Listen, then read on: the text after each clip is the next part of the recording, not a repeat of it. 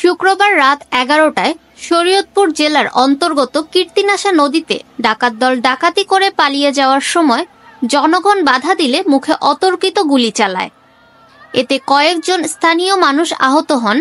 এর মধ্যে 2 জনকে গুরুতর আহত অবস্থায় ঢাকায় প্রেরণ করা হয়েছে, আরেকজনকে শরীয়তপুর সদর হাসপাতালে নেওয়া হয়েছে। এরপরও ডাকাত দল পালিয়ে যেতে পারেনি। 7 জন ডাকাতকে ধরে গণপিটুনি দেয় স্থানীয়রা।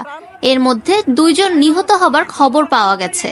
বাকি 5 জনকে প্রথমে শরীয়তপুর হাসপাতালে নেওয়া হয়, পরে ঢাকায় পাঠানো হয়।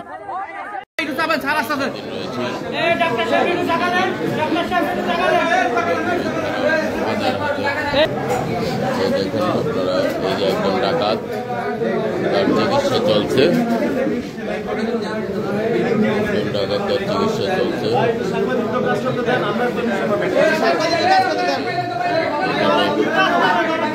এইখানে জনগণের সমাগমটা বেশি হওয়ার কারণে চিকিৎসা দিতেও সমস্যা হচ্ছে।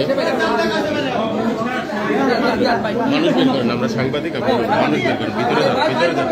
দর্শক, নদীর পাড়ে লুকিয়ে থাকা আরো এক ডাকাতকে আটক করেছে শরীয়তপুরের তুলাসার ইউনিয়নে আরিগাঁও বাজার থেকে। তাকে আটক করে স্থানীয়রা গণধোলাই দিয়ে পুলিশের হাতে তুলে যায়। আপনারা দেখতে পাচ্ছেন আপডেট। এই যে সেই ডাকাত, তার বাড়ি মুন্সিগঞ্জ জেলার লোহদুং উপজেলায়।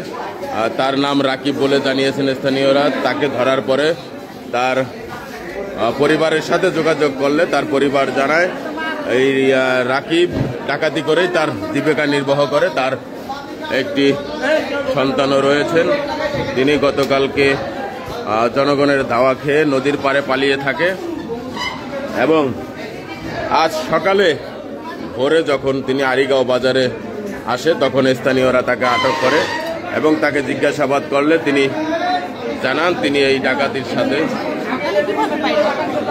নদীর পাড়ে পলায় ছিল। পরে সকালে বেরিয়ে মানুষের দেখা বিজা দেখা সন্দেহ হয়েছে, পরে জিজ্ঞাসা করার পর ও স্বীকার করছে।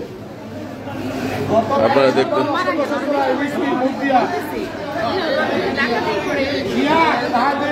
দেখতে পাচ্ছেন